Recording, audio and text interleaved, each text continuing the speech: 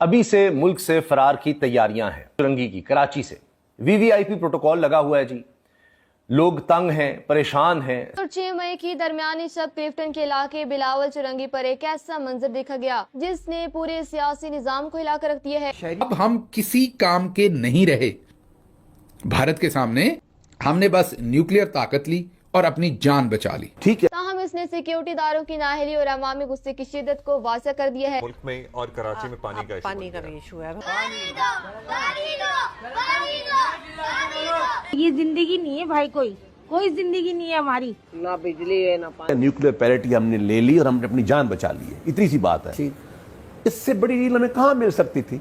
कराची के शहरियों ने एक बार फिर साबित कर दिया है कि अब वो साहिबों के प्रोटोकॉल के लिए सड़कों पर ख्वार होने को तैयार नहीं है। 5 आज वही दिन है जिस दिन ऑपरेशन सिंदूर जो है वो जारी हुआ था और वो दिन याद करते हुए जो है ये पाकिस्तानियों का रोना धोना शुरू हो चुका है कि कैसे इनके पाक फौजियों को धोया गया था भारत के द्वारा।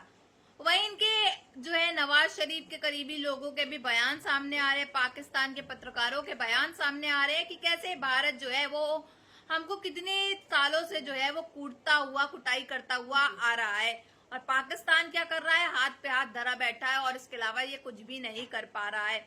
यानी कि इससे साफ जाहिर है कि इन पाकिस्तानियों की भी बहुत अच्छी तरीके से मालूम है तब से लेके अब तक इनकी एक भी जो है वो तरक्की हो नहीं पाई है और पिटता हुआ जा रहा है पाकिस्तान भारत के द्वारा, क्योंकि ये पंगे ही लेते रहते हैं ऐसे कि भारत जो है इनको छोड़ता नहीं और एक एक करके अब देख रहे हैं कि अननोन गनमैन के द्वारा भी इनके यहाँ टेररिस्ट जो है वो मारे जा रहे हैं और नाम लगाया जा रहा है भारत का पाकिस्तान के द्वारा।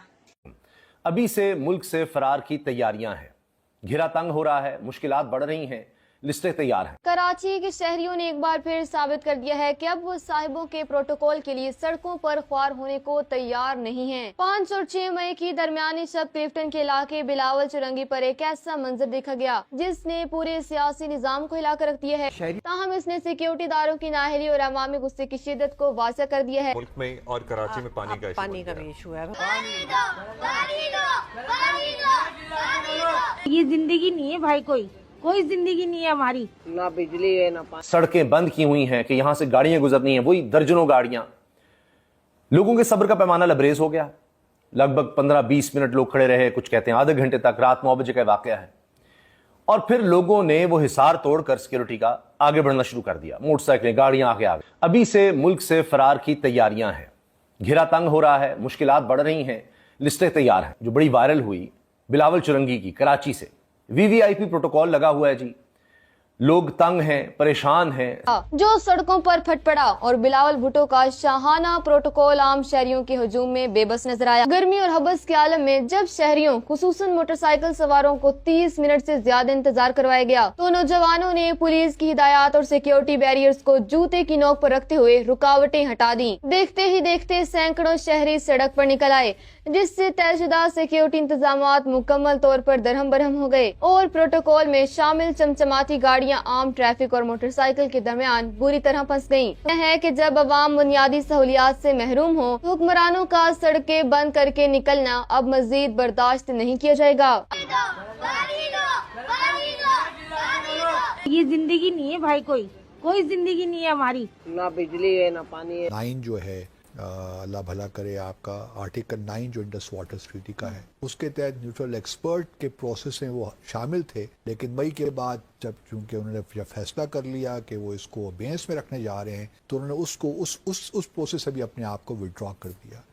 यानी कि जो डिफरेंस या डिस्प्यूट सेटलमेंट मैकेनिज्म्स हैं या मैकेनिज्म ट्रीटी के अंदर है वो उसको भी नहीं मान रहे कि ये हमने ट्रीटी को अबेंस में रख दिया है। लगे हुए हैं सबके ऊपर टैक्स, तो फिर हो सकता है कि सांस लेने पे भी टैक्स लग जाए। और आजकल तो हर बात पे तो पकड़ रहे हैं, इस पे शायद मुझे पकड़ के ले जाएंगे, तूने ये कहा क्यों कि सांस लेने पे भी हम टैक्स लगाने जा रहे हैं।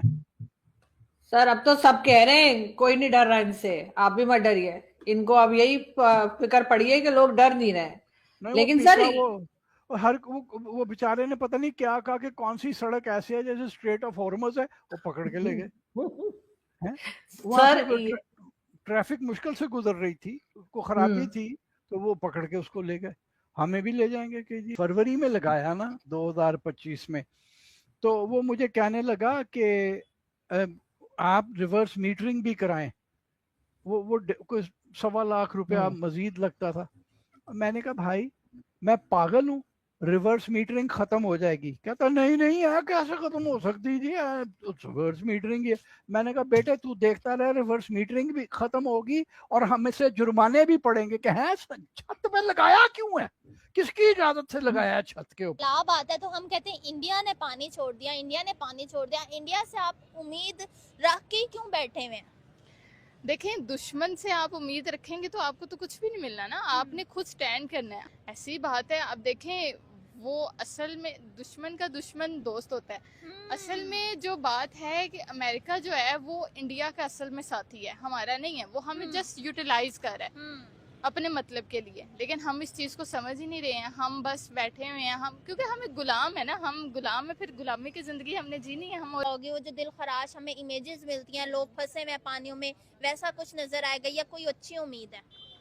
देखिए, उम्मीद पे दुनिया कायम है, लेकिन हम उम्मीद पे पाकिस्तान कायम नहीं रख सकते, और जो कि कायम बस चल रहा है धक्के से, लेकिन धक्का स्टार्ट है और इसका कुछ नहीं, और आगे भी यही होना जब तक ये ऐसी हुकूमत रहेगी। और में क्या हालात है सर? क्या अब जो सोलर पैनल पे भी टैक्स लगेगा और लाइट वाइट जा रही है?